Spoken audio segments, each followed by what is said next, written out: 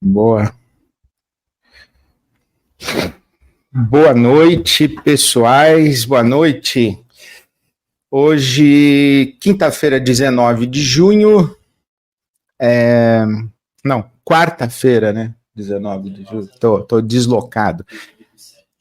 Quarta-feira, dia 19 de junho, são 18 horas e 7 minutos. Então, boa noite. Bem-vindo, bem-vinda. Pessoal aqui de Portugal, Samuel, Rio de Janeiro, Betim, Minas Gerais, Caldas Novas, Elis, o Ronan, Bragança Paulista, Nancy, Jéssica, boa noite, Servi. Peraí, cadê a Jéssica? Ih, sumiu, Jéssica. Achei. Oi, Ed, boa noite. Servi a igreja por mais de 25 anos, filha de pastor. Quando meu pai morreu, tive depressão e percebi que só tinha valor enquanto produzia. Hoje não quero fazer nada e meu atual pastor me cobra. Ixi, Jéssica, já começamos assim a nossa live de hoje. Que triste, né? Tenha seu tempo aí, não se deixe cobrar, não. Tá tudo bem. Um beijo para você, uma boa noite. Ed, boa noite. Pergunta sobre o curso. Fiz o curso Minhas Crises de Fé e descobri que tenho mais crises de fé, mais crises do que fé. Zaira, bem-vinda, viu? A crise é boa, a crise produz. Se quiser tirar alguma dúvida, algum canal em que podemos entrar em contato, era apenas no chat do curso. Zaira, senão eu vou ficar respondendo pergunta o resto da vida, né? Porque as crises não acabam. Mas que bom que você fez o curso, eu espero que tenha sido legal para você. Tenho formação em teologia, o Cleiton, professor de filosofia, mas nunca tive tantos conflitos com o evangelicalismo quanto agora que estou fazendo mestrado em ciências da religião. Estou errando em algo? Não, quanto mais estuda, piora, Cleiton. Porque a gente deixa de ter a visão superficial das coisas, né? Então, você estava discutindo teologia, filosofia, agora você está discutindo como essas coisas aterrissam nas culturas, nas tradições, etc. Eu também, quando eu fiz o meu mestrado em ciências da religião, foi difícil, viu? Passei por essa dor aí também, mas vai tranquilo que passa. Então, pessoais, uma boa noite para todo mundo. Estou feliz de estar de volta. Semana passada a gente não se encontrou aqui, porque eu estava, inclusive, na semana passada, fazendo uma visita a São José dos Campos, nos institutos de pesquisa científica sobre questão climática, e especialmente o instituto, por exemplo, o CEMADEM, Centro Nacional de Monitoramento e Alertas de Desastres Naturais, o CEMADEM, visitei o CEMADEM, e também o INPE, o Instituto Nacional de Pesquisas Espaciais, na quarta e na quinta-feira.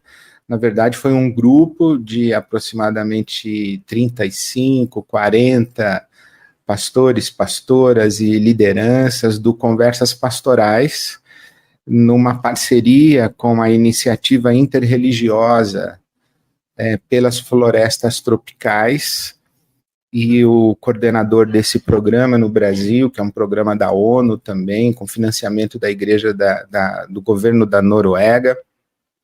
E eu quero agradecer ao meu amigo Carlos Vicente, que deu esse presente para nós do Conversas Pastorais e para esse grupo de lideranças. Nós fomos conhecer o que está acontecendo no nosso Brasil, conhecer o que está acontecendo nessa questão de mudança climática, conversamos bastante sobre justiça climática, e é muito interessante conversar com cientista, os técnicos, o pessoal que estuda a floresta, estuda o clima no mundo e as coisas muito, muito complicadas que a gente ouviu lá e que eles nos contaram.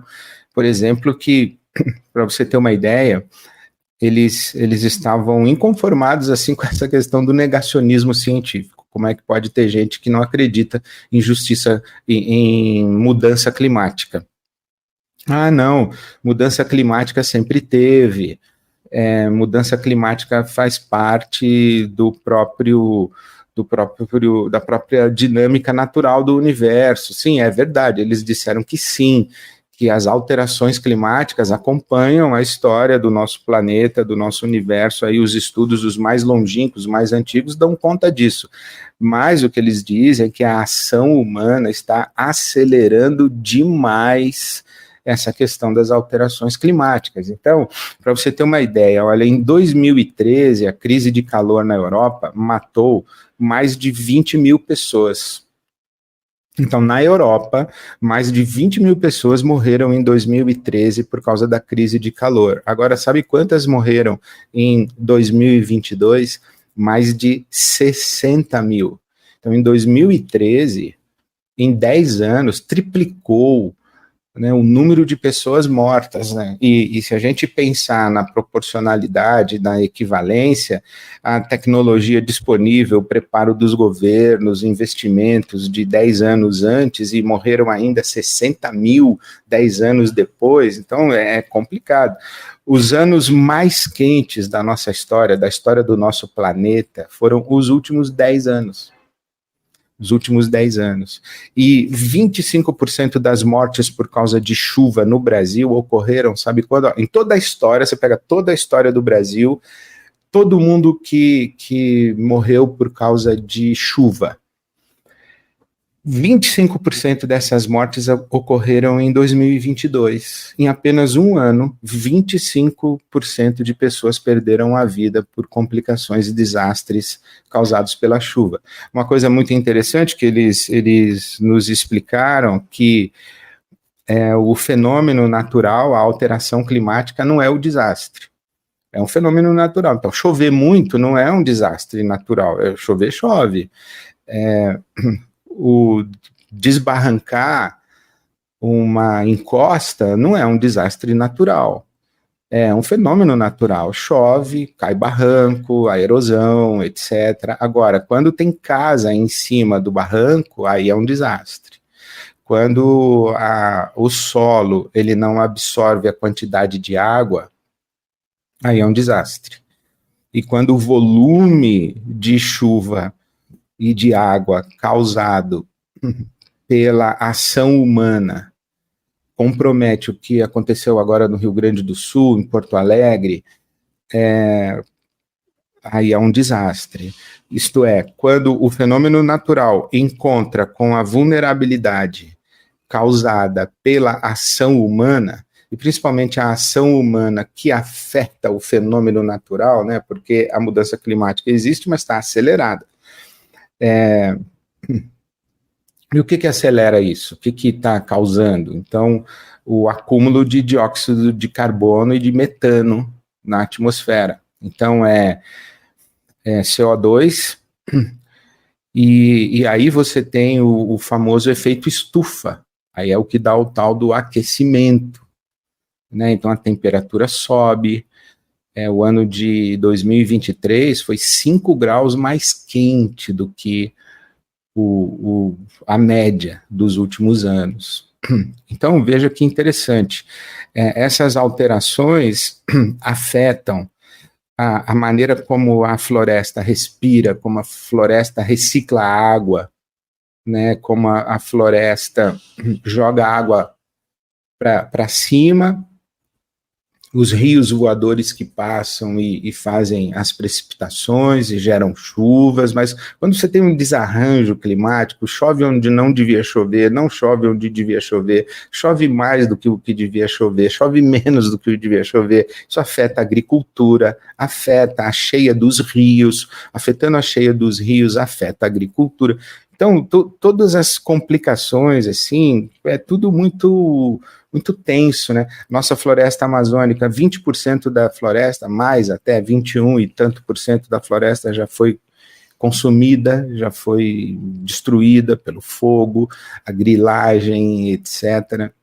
Então, essas coisas todas prejudicam o mundo todo, o planeta todo, né, as florestas tropicais, a agressão às florestas tropicais, o que eles falam de savanização da Amazônia, quando a Amazônia vira uma floresta seca, isso afeta o clima do mundo inteiro, né? As florestas tropicais afetam o clima do mundo inteiro. E aí a gente fala de justiça climática. E por que a gente fala de justiça climática? Porque o impacto das mudanças do clima, o impacto não é justo. É evidente que sofre mais a população pobre, periférica, quem vive em condições de habitação que são inadequadas, a questão do planejamento urbano ou da falta de planejamento urbano, a ocupação não planejada do solo, quer dizer, e as pessoas que vivem nessas condições, elas acabam sofrendo muito mais e morrendo muito mais. Então, quando a gente fala em justiça climática, nós estamos falando de algo que tem a ver com a ação humana, com a responsabilidade humana pela criação. Então, as perguntas são, quem sofre mais? A outra pergunta é o que a gente pode fazer? E a terceira pergunta é quem vai fazer? Né, o que compete ao governo, o que compete à sociedade, o que compete à mobilização internacional, o que compete a cada país, o quanto que a gente respeita das autonomias nacionais, né, da soberania de cada povo, de cada país. É muito interessante isso, eu não tinha pensado dessa maneira como pensei, quanto a gente tem que ser conivente com a irresponsabilidade de um governo para com a floresta que afeta o mundo inteiro. A comunidade internacional se mobiliza para isso. Então, a gente falar de justiça climática é um tema muito importante, está na pauta, a gente vai ter a COP agora, no final do ano que vem, e a Conferência de Justiça e Mudanças Climáticas aqui no Brasil, e eu acho que é um tema muito importante para as nossas igrejas falarem, para nós conversarmos, e para nós como cidadãos, né, cidadãos, o que nos afeta no básico, né? No básico.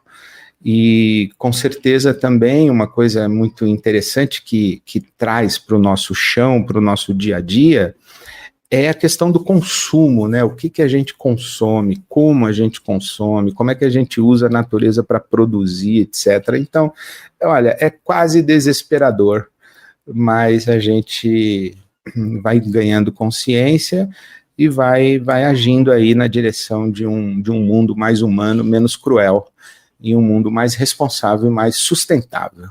Eu queria partilhar isso com você, que tive uma experiência muito rica na semana passada, visitando o INPE e o CEMADEM. E se você tiver oportunidade, encorajo você a fazer isso daí também. Vamos lá, eu queria hoje, essa semana tá tensa para o meu lado, né, porque desde que no domingo passado eu me pronunciei, especialmente me pronunciei no púlpito da minha igreja sobre o PL 1904, esse projeto de lei que propõe fazer com que o aborto após a 22ª semana seja equiparado ao homicídio simples, inclusive na situação de uma gestação resultante de um estupro. Então, no Brasil, desde 1940, que a lei prevê o chamado aborto legal, em duas situações, que é o risco da vida da mãe, da gestante, então é proteger a mãe se ela corre o risco de perder a vida durante a gestação, e também no caso do estupro, uma gestação resultante de estupro. Então, desde 1940 que isso no Brasil é permitido, existem essas duas exceções. Então, isto é, o aborto no Brasil é crime, mas nessas duas exceções não. Ou não tem pena para essa prática. E desde 2012, uma terceira possibilidade do aborto legal, e aí foi uma decisão do Supremo, com os fetos anencefálicos, quando um nenê não tem o cérebro, ele não tem condição de sobreviver fora do útero, então é permitido o aborto, porque a criança, ao nascer, não vai sobreviver. Então é uma questão de compaixão e de compreensão e solidariedade com essa mãe, com essa família, né? Então, e desde de domingo passado, que eu estou convivendo com muitas reações das minhas falas, dos meus posicionamentos, e no meu Instagram bateu o recorde, eu acho, de comentário, de falação, e eu observei algumas coisas que eu queria reagir aqui com você, nesse processo da discussão. Primeiro, eu observei como a nossa discussão ela é maculada por má fé, desonestidade intelectual ou uma limitação intelectual, né? Eu admito isso, que tem gente que não entende, e porque não entende, fala besteira, não contribui de maneira positiva no debate, porque não entendeu, não entende o que está em discussão, mas isso é ok, é normal, tem um monte de coisa que eu também não entendo, evidente, é uma pretensão muito grande a gente achar que entende tudo e que a gente está entendendo tudo e fala assim, não, eu entendi, você não. Então isso aí, ok, os desentendimentos, os mal entendidos, as incompreensões, tudo bem, agora má fé, manipulação, desonestidade intelectual, distorção propositada dos conceitos, né? Então, por exemplo, eu recebi uma mensagem, alguém me acusando de má fé, dizendo que eu manipulei a minha fala e que eu usei de má fé. Eu evidentemente não gostei que alguém dissesse que eu fui ao púlpito da minha igreja e usei de má fé. Isso é um questionamento do meu caráter. Se a pessoa dissesse, olha, pastor, você está equivocado, ok. Mas também a pessoa não tem obrigação de acreditar na minha boa intenção, na minha boa fé, e não tem obrigação de acreditar no meu caráter. Então, até aí tudo bem. Mas, e o comentário foi o seguinte, você disse que estão querendo mandar meninas para a prisão. Você não sabe que criança não vai presa? No Brasil não existe prisão para menores. Tá, então eu vou corrigir. Estão querendo criminalizar crianças com esse projeto de lei. Tá, não vai para a prisão. Tá, mas as instituições de penas para menores, elas são o quê? Não chama prisão, mas é o cerceamento da liberdade, é a convivência com outros criminosos que, apesar de menores, cometeram crimes hediondos. Então, dizer que eu usei má fé por causa disso, agora, quando o PL diz assim, olha, vai ser o aborto após a 22ª semana, vai ser equiparado ao homicídio simples, a homicídio simples. E nós sabemos que no Brasil o pico de idade de mulheres que engravida após um estupro é 14 anos, 13 anos. Nós estamos falando de meninas. Então eu me manifestei contra a criminalização da mulher que pratica um aborto. Me manifestei e me manifesto, e já faz tempo que eu falo isso, que eu sou contra o aborto e a favor da descriminalização do aborto. Eu sou contra o aborto, mas eu não sou a favor de criminalizar uma mulher que pratica aborto, principalmente se essa mulher pratica um aborto porque ela engravidou como resultado de uma violência, de um estupro que sofreu. Eu acho inadmissível criminalizar essa mulher. Então, eu queria dizer isso, Eu entendo que crianças não vão para a prisão, mas existem prisões, modelos de prisão, modelos de penalização da infância e tratar uma criança como criminosa pelo ato que ela praticou, de um aborto, tendo sido estuprada, violentada, eu acho desumano e inadmissível. A outra coisa que eu vi também é quantas pessoas reagiram nas minhas redes, me chamando de abortista. Olha, aí novamente, ou a pessoa é limitada intelectualmente, ou ela está usando de má fé, sim, e manipulando o debate. Por quê? Porque é óbvio que você pode ser ao mesmo tempo contra o aborto e contra a criminalização do aborto. Então, eu sou contra a criminalização do aborto, mas não significa que eu sou abortista e que eu sou a favor do aborto.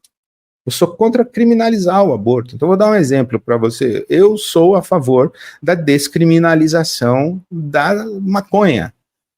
O combate às drogas mata mais do que a droga. Então, eu sou a favor da descriminalização da maconha. Aí isso quer dizer que eu sou maconheiro, que eu sou a favor das drogas e que eu sou... É uma questão de mínimo bom senso e de mínima inteligência.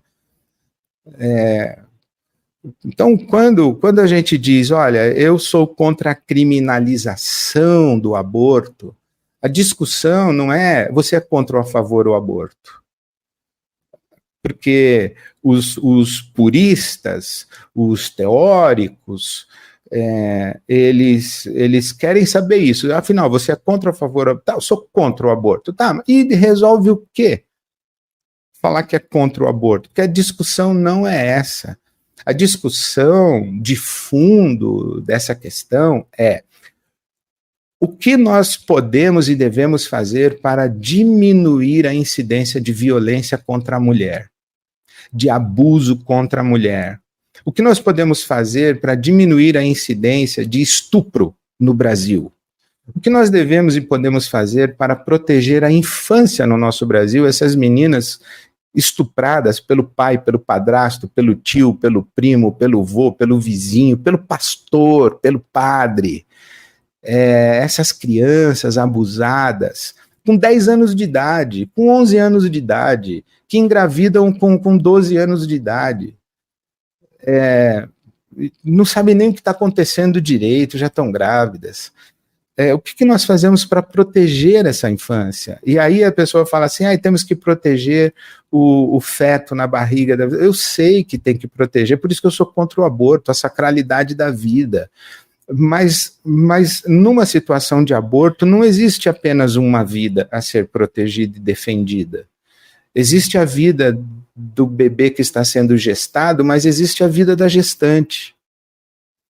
E a gente precisa conversar sobre isso. E a discussão a respeito de como que a gente diminui a incidência do aborto e da violência e do estupro, criminalizar, eu não concordo que seja esse um caminho de diminuição. Então, tem gente que acha que se criminalizar vai diminuir o aborto. Não vai diminuir o aborto, não diminuiu. Não diminui. E isso, já no Brasil, mesmo uma mulher que sofre um estupro, para ela conseguir abortar é muito complicado. Não tem hospital suficiente para fazer isso, não tem equipe médica suficiente para fazer isso, ou que se dispõe a fazer isso. As grandes denúncias partem das equipes médicas. Existe toda uma burocracia, e o que acaba acontecendo é que as mulheres ricas, quem tem dinheiro, aborta em clínica particular, e quem não tem dinheiro e quem não tem o Estado, aborta em clínica clandestina, que acaba matando a mãe e a criança, que é o que acontece no nosso Brasil, esse flagelo da morte de mulheres e meninas pobres no nosso país. Então a discussão do aborto é por aí. Aí quando você fala assim, tá, então vamos criminalizar, criminalizar eu não acredito que seja o caminho. Então, eu sou contra o aborto. Vamos trabalhar para diminuir o aborto, para que não exista aborto no Brasil. Tá, Então nós vamos fazer o quê? Eu sou contra criminalizar, vamos fazer outras coisas. Por exemplo, vamos chamar os homens para essa conversa. Aliás, alguém já disse que se homem parisse, o aborto seria sacramento. Nós homens falando sobre aborto, a gente tem que pedir licença para as mulheres. E eu peço licença e com todo respeito, eu faço os meus comentários a respeito do aborto. Mas vamos chamar os homens para essa conversa? Eu estava ouvindo agora à tarde uma mulher falando sobre aborto, e ela disse que nós temos no Brasil 173 mil crianças que foram registradas o ano passado sem pai. Sem pai. 500 crianças por dia são registradas no Brasil sem pai. 500 crianças por dia. E essa mulher, disse que esse é o aborto masculino, homem abortando. Aborta o filho. A mulher vai ter o filho sozinha, vai criar o filho sozinha. Nós temos no Brasil 11 milhões de mães solo no Brasil. Então vamos chamar o homem para assumir essa responsa. Por que o aborto é uma questão da mulher? E por que nós homens legislamos o corpo das mulheres? Ela fez até uma provocação interessante. Se as mulheres fossem maioria no Congresso e elas decretassem vasectomia obrigatória, projeto de lei, vasectomia obrigatória, projeto de lei, fazer equivalente ao homicídio o abandono parental. Pai que abandona filho vai ser condenado a 20 anos de prisão, crime equivalente, abandono parental. Você está vendo como a discussão não basta você dizer eu sou contra o aborto, você tem que dizer mais coisa do que você diz quando é contra o aborto. O que mais você? Então, o que você é a favor? Eu sou a favor de políticas públicas, eu sou a favor de educação, eu sou a favor da presença do Estado, eu sou a favor da proteção da infância, eu sou, enfim. Então acho muito desonesto que eu me manifeste contra o PL 1904 e porque eu sou contra a criminalização, dizer que eu sou abortista e dizer que eu sou a favor do aborto. Colocar palavras na minha boca e desviar a verdadeira questão. Então eu insisto, eu sou contra o aborto e sou contra a criminalização do aborto e a favor da descriminalização do aborto. Agora, tem uma outra provocação muito interessante para fazer, que na verdade quem fez essa provocação foi o pastor Antônio Carlos Costa, num vídeo que ele gravou e divulgou, um posicionamento dele bem interessante também. Ele diz assim, nós vamos criminalizar o aborto, mas nós vamos criminalizar o que mais? Quais outros pecados nós vamos criminalizar? E aí, num Brasil que é campeão de homofobia e que é campeão de matar pessoas LGBTQIA+, daqui a pouco alguém vai propor aí uma lei de criminalizar a homoafetividade? Nós vamos criminalizar a homoafetividade? Não, aborto é pecado, então vamos criminalizar. Então, a homoafetividade, as pessoas que acham que é pecado vão querer criminalizar também? Agora, não precisa ir longe, não precisa também exagerar. Vamos pegar os 10 mandamentos. Não matarás. Eu recebi várias pessoas dizendo, pastor, repita comigo, não matarás. Como se eu fosse um assassino de bebê. Faça-me o favor. Não matarás, repita comigo. Eu vou pedir então para algumas pessoas repetirem comigo. Não dirás falso testemunho. Vamos criminalizar mentira? Vamos criminalizar assassinato de reputação? Vamos criminalizar? Aliás, já né? Calúnia, difamação, isso tudo já porque isso destrói a vida de muita gente. Então, se a gente vai fazer a equivalência de pecado a crime, como é que nós vamos construir uma sociedade? E ficou claro, e isso talvez seja a grande é revelação do Evangelho. E por que tem Novo Testamento na Bíblia e não tem só o Velho Testamento? Por que a revelação de Deus não parou em Moisés? Por quê? Por que chegou em Jesus? Podia ter ficado em Moisés? O que ficou claro no Novo Testamento? O Franz Rinkelamert é um autor que eu recomendo para você, e se você tiver estômago para ler, leia A Maldição que Pesa sobre a Lei.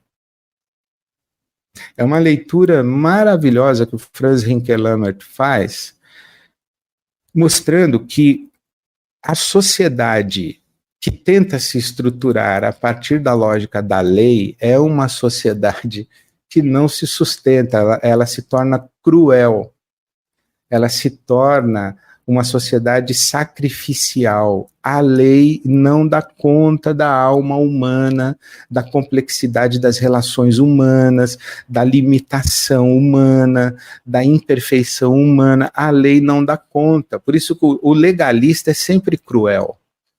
Nem tudo que é legal é justo, nem tudo que é legal é moral e vice-versa.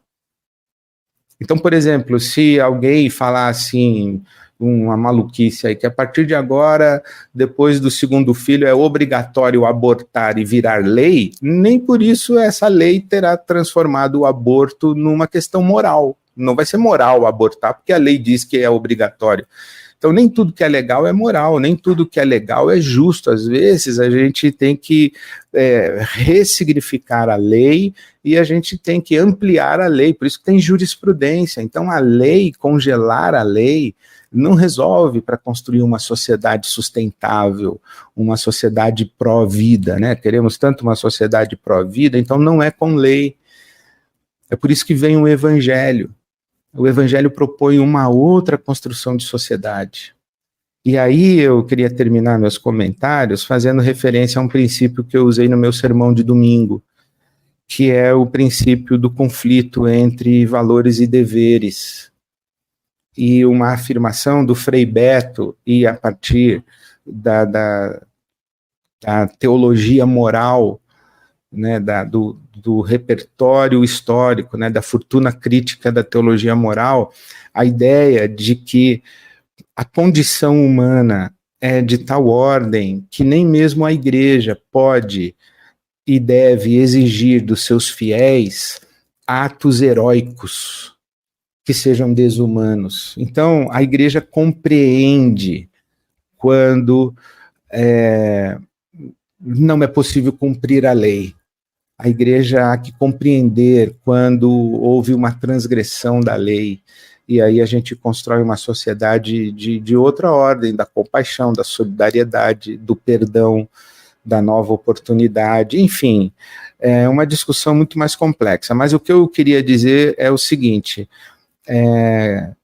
resumindo, olha, Deus queira que seja possível entrar na cabeça de algumas pessoas que é possível você ser contra o aborto e contra a criminalização do aborto e tratar a urgente necessidade de diminuir e zerar, se possível, né, uma utopia, mas é isso mesmo, zerar, não ter aborto, nunca mais, nenhuma mulher fazendo aborto, por outros caminhos que não seja o artifício da criminalização. Então eu sou contra o aborto e contra a criminalização do aborto. Era isso que eu tinha para dizer para você, e agora você fala, já falou bastante aqui, né? Pergunta, estou por aqui, são 20 para as 7 da noite, então é isso. Vamos lá. Tarará, boa noite, pastor, saudade de participar das celebrações da IBAB, um abraço, muito bem.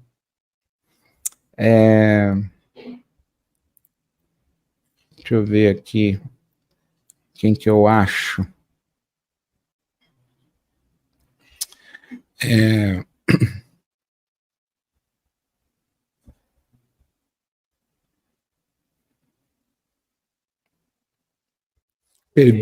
Perguntas aí do curso, né? Vocês estão fazendo perguntas sobre o curso já acabou, pessoal.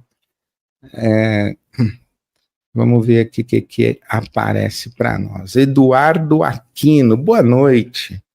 Boa noite, Ed. O Conversas Pastorais foi uma bênção. Me emocionei com o testemunho do pastor Nilson. Sim, o pastor Nilson Gomes, um homem de Deus, a vida toda na Assembleia de Deus, e com essa polarização política aí foi cancelado, absolutamente cancelado, por causa disso, né? A nossa discussão pública é binária. Se você não é isso, você é aquilo. E o Nilson Gomes foi um pastor que se posicionou dizendo: olha, eu não concordo que a igreja seja identificada em termos radicais e um apoio cego a uma representatividade política, e ele foi cancelado por causa disso, proibido de ir na igreja dele. Pastor Nilson está plantando uma igreja em Guarulhos, a igreja O Caminho da Cruz. Homem de Deus, que bom. Segunda-feira tivemos o Conversas Pastorais. Se você quiser acompanhar, procura no perfil do Conversas Pastorais no YouTube aqui, que você pode acompanhar também, tá bom? Que mais temos por aqui? Ed, o Conversas Pastorais dessa sexta-feira será reproduzido ao vivo? Pedro Alves, boa noite, Pedro. Sim, acredito que sim, nós vamos transmitir ao vivo. Se você mora em São Paulo, faz a sua inscrição, é importante, é necessário fazer a inscrição para participar. Nós vamos receber num encontro especial do Conversas Pastorais, na sexta-feira agora, dia 21, o ministro dos Direitos Humanos e da Cidadania, Silvio Almeida, né, na sexta-feira no Conversas Pastorais. Então, vai ser uma conversa muito interessante, porque ele nos solicitou esse contato e ele não quer vir falar, né? Ele quer ouvir nós, pastores, pastoras, lideranças religiosas e de comunidades de fé, a respeito das nossas expectativas e proposições e preocupações quanto à Agenda Nacional de Direitos Humanos. Então, nós teremos... convidamos 6 líderes evangélicos que vão se pronunciar, fazer um pronunciamento e entregar uma palavra ao ministro, e também o ministro vai falar, evidentemente, e vamos, quem sabe, ter uma oportunidade dele responder algumas perguntas. Mas eu acho bastante interessante que a gente tenha essa oportunidade de conversar com o Silvio de Almeida, que é uma das biografias mais notáveis do Brasil contemporâneo. Eu estou muito honrado e feliz de receber o ministro no encontro do Conversas Pastorais. Carlos Figueiredo. Carlos Figueiredo, boa noite, Carlos, boa noite.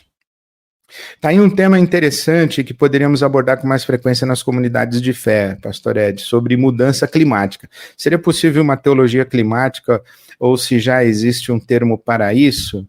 Não, existe uma ecoteologia, né, Carlos? Existe uma ecoteologia, existe uma teologia ecológica, né, uma ecoteologia, a teologia do ambiente. Sim, está sendo produzida muita coisa sobre isso. O ISER, por exemplo, o Instituto de Estudos da Religião, publicou uma cartilha que o título é Fé no Clima.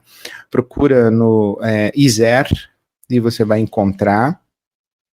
E sim, e eu acho muito importante a gente discutir isso, porque a nossa teologia reformada, protestante e cristã, de modo geral, que parte dessa afirmação e do princípio de que o homem é a coroa da criação, né, que o ser humano é o único ser à imagem e semelhança de Deus, dá a ideia de que nós estamos fora da natureza criada e nós dominamos no sentido de nos apropriarmos e de maneira deletéria, em benefício nosso apenas, todo o recurso da natureza criada. Os povos originários têm uma visão em que nós, os seres humanos, estamos integrados, né? Aliás, a ecologia profunda fala isso, nós não estamos fora do ecossistema, nós estamos dentro, nós fazemos parte. Os teóricos da ecologia profunda, inclusive, dizem que o planeta Terra, ele se regula para combater o vírus que o ataca, e ele chegou à conclusão que o vírus é a raça humana. Os seres humanos são o vírus que o planeta precisa lutar contra. Tragicômico. Aliás, muito interessante que eu ouvi lá no INPE, nós fomos visitar a sala de controle dos nossos satélites. O Brasil tem 5 satélites em órbita que estão fotografando e mapeando o nosso território o tempo inteiro. E eles nos contaram que tem muito satélite no ar, de todas as nações tem satélites, o Brasil tem 5, imagina quantos satélites tem os Estados Unidos, a China, a Rússia, a Comunidade Europeia, e existe no espaço muito lixo espacial, pedaço de satélite que soltou, satélite que explodiu, coisa que explodiu, então tem muito lixo espacial, e o cientista falou, a gente não só poluiu o planeta Terra, mas a gente já está poluindo, a gente está conseguindo poluir o espaço sideral, é demais, a gente tem um poder criativo, mas a gente também tem um poder bem complicado, né? Mas sim, tem ecoteologia, viu, Carlos, para você pesquisar, tem sim. Muito bem, que mais temos aqui? Deixa eu achar.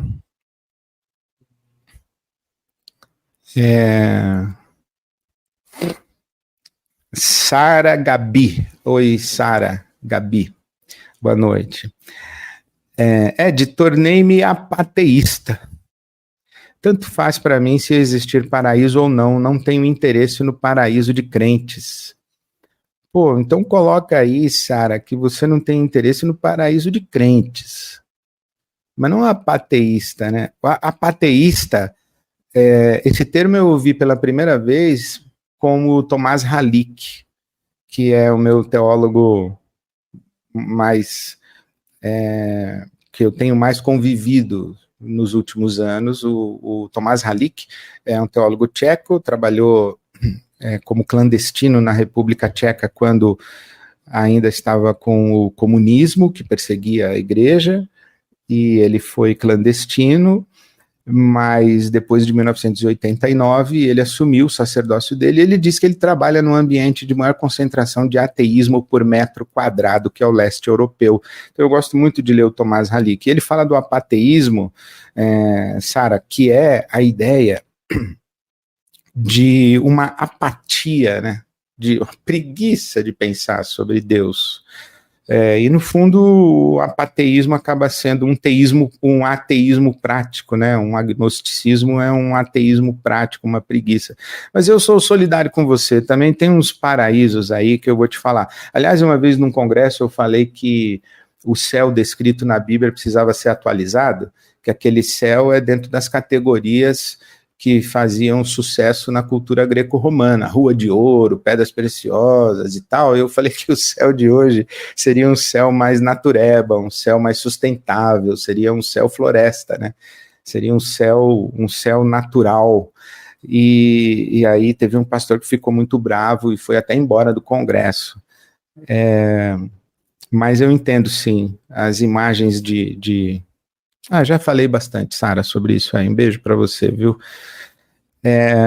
Bruno Ribeiro. Ed, dúvida importante. Você de fato se chama Ed ou é algum apelido? Não, Ed é meu nome. Meu nome é Ed, separado. René Kivitz. É meu nome mesmo. Ed René Kivitz. Muito obrigado e muito prazer. É meu nome mesmo. O Novo perguntou quem são os pastores que vão falar com o Silvio. Bastante gente, Nobu, vai falar com o Silvio. No dia você fica sabendo lá. Surpresa. Surpresa. Nobu, quem são os pastores convidados para amanhã? Obrigado. É para sexta-feira, Nobinho. Um beijo para você aí, viu? Manda um beijo para a Lu, para sua netinha, Ive. Manda um beijo para todo mundo aí, para o Rafa, para a Bia. Então, bastante gente. Gente boa. Você conhece, inclusive, alguns. Então, gente, que mais? Hoje, hein? Que semana. Que semana. Que Brasil. Vamos lá. Rick Beiral. Rick, boa noite, viu? O que é mais difícil, pastor? Posicionar-se ou ser cancelado por se posicionar? Falar. Olha, o mais difícil para mim foi o silêncio. Foi o período mais difícil para mim. O mais difícil para mim é me calar. Não é nem me posicionar e nem ser cancelado. O mais difícil para mim, adoecedor, é me calar. E houve um tempo da minha vida que eu tinha esse discernimento, sendo pastor de uma igreja plural, que eu tinha que ser o pacificador, que eu não devia assumir lado explícito, eu não deveria ser tão contundente nos meus posicionamentos, e eu tinha muita vontade de falar e de me pronunciar, mas eu ficava calado por respeito a uma ideia de unidade da comunidade. Isso me adoeceu. Eu cheguei a dizer várias vezes para minha esposa que eu me sentia amordaçado, com uma mordaça. Os mínimos comentários que eu fazia do púlpito, que soavam como comentários políticos ou posicionamentos políticos, eu recebia dos amigos e das pessoas que me querem bem palavras de cautela, cuidadosas, a bem da unidade, e eu acreditava nisso, só que aquilo foi me adoecendo. E hoje eu já penso um pouco diferente. A unidade é do corpo de Cristo, mas as comunidades, elas têm identidades. Então eu tenho batido muito nessa tecla. A unidade não pode ser às custas da identidade. Então eu, como pastor, por exemplo, que desde a década de 80 estudo teologia latino-americana, falo sobre responsabilidade social da igreja, a integração entre a fé, o compromisso do reino de Deus e a justiça histórica, o compromisso com os pobres, o compromisso de combate à desigualdade, de serviço, de diaconia, tudo isso, toda uma tradição da teologia latino-americana que bebeu muito na fonte da teologia da libertação. E aí o movimento teológico conservador ou fundamentalista vai dizer que todo mundo que tem esse lado aí é comunista, socialista, é marxista, e é difícil. Então eu, por exemplo, toda vez que as pessoas dizem que eu estou fazendo um comentário político, eu pergunto para mim mesmo, estou fazendo um comentário político ou eu estou falando de uma pauta de valores? Então, por exemplo, quando eu falo de justiça climática, proteção da floresta, você acha que isso é político? Quando eu me posiciono contra a PL do estuprador, você acha que isso é um comentário político no sentido de política partidária, da polarização de Lula, Bolsonaro e bolsonarismo e esquerdismo? Você acha que eu estou falando isso? Não, no meu entendimento, eu estou falando dentro da pauta de valores do Evangelho. Dentro da pauta de valores do Evangelho. Então, para mim, o mais difícil não foi nem me posicionar e nem ser cancelado. O mais difícil é eu não me posicionar, é ficar calado. E isso me adoeceu. E eu não pretendo mais me submeter a uma mordaça em nome de uma unidade, principalmente uma unidade que os que gostam de colocar mordaça nos outros não põem mordaça na sua própria boca. Eu acho muito interessante que todo mundo fala assim que eu sou comunista, mas o que os pastores fizeram e fazem nos púlpitos das igrejas com uma adesão política explícita, eu nunca fiz na IBAB, nunca vou fazer e não concordo que seja feito. Mas enfim, era isso aí. O mais difícil é ficar calado, viu? O mais difícil para alguém é não se posicionar. Então já são 18 horas e 56 minutos, pessoal. Aliás, olha, eu queria dar notícia para vocês que hoje às 19 horas tem clássico, Santos e Goiás na segundona, e temos aí que fazer essa corrente positiva. Aí alguém perguntou se eu acredito em milagre. Tem que fazer uma corrente positiva do milagre aí, porque o Santos já está com 4 derrotas seguidas na Série B. Eu tô realmente começando a ficar preocupado com essa questão aí da mudança climática na Baixada Santista. Então, vamos lá. Jorge Francisco. Jorge, boa noite, prazer. Boa noite. Há alguns meses estou num processo de desligamento interno de muitas coisas, especialmente da fé. Ando me sentindo seco, com dificuldade em crer em algo além do racional. É possível voltar a crer? É possível, Jorge. Olha, eu vou te dar uma notícia que você não vai gostar. O seu caminho aí não é melhor do que o caminho da fé, não. O Chesterton, ele diz que o louco é aquele a quem sobrou apenas a razão. Chesterton, um dos grandes intelectuais da fé cristã, católico, Gilbert Chesterton. Louco é aquele a quem sobrou apenas a razão. Inclusive o Chesterton diz o seguinte, que quem fica louco é jogador de xadrez, poeta não fica louco. Então ele usa essa ideia de que quando a gente reduz a vida e o mistério da vida, do universo, do humano, do divino, ao que cabe dentro da racionalidade, aí fica um horizonte muito pequeno de existência humana. Então a fé, eu acho que é legal, e eu tenho martelado isso daí, a gente criticar as crenças, mas a fé é um atributo humano, a gente tem que ter fé, no sentido de estar aberto a uma dimensão do universo e da vida que não se explica pela razão, pela ciência, pelo cálculo, não se comprova empiricamente, né? Amor não é uma variável verificada em laboratório. Compaixão, amizade, essas coisas que fazem a vida realmente valer a pena, elas não são da ordem da razão, não. A razão explica o como, mas ela não dá um substrato de sentido, de significado, né? Então a fé no futuro, fé na criança, fé na infância, fé na vida, fé na potência humana, né? Fé em Deus, nesse inusitado, fé ao que é surpreendente, fé ao que contraria prognósticos, estatísticas, vereditos, fé inclusive para quebrar maldição, enfim,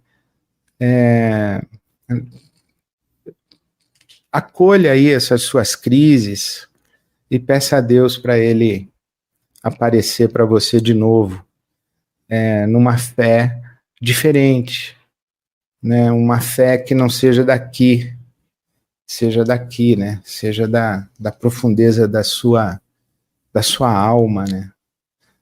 Profunda, lá de dentro, daquilo que não se coloca nem em palavras e nem em raciocínios, mas que é uma verdade tão verdadeira, tão profunda, tão impactante, que você morre por ela, né? Então, Deus te abençoe, Jorge, e te encontre aí na sua busca, no seu caminho, na sua peregrinação de fé. E junto com o Jorge, todos nós que estamos aí no nosso caminho, nesse mundão, em busca de uma experiência profunda de humanidade, de humanização, uma experiência profunda com Deus, com Jesus Cristo, com a vida, com o divino, com o humano, com o sagrado, com o santo, que a boa mão de Deus nos acompanhe, que o sopro divino nos faça voar. Um beijo para todos vocês que acompanharam aqui ao vivo, para quem vai assistir depois também, fica aí meu beijo. E até quarta-feira que vem, se Deus quiser, às 18 horas. Um beijão. Tchau, tchau.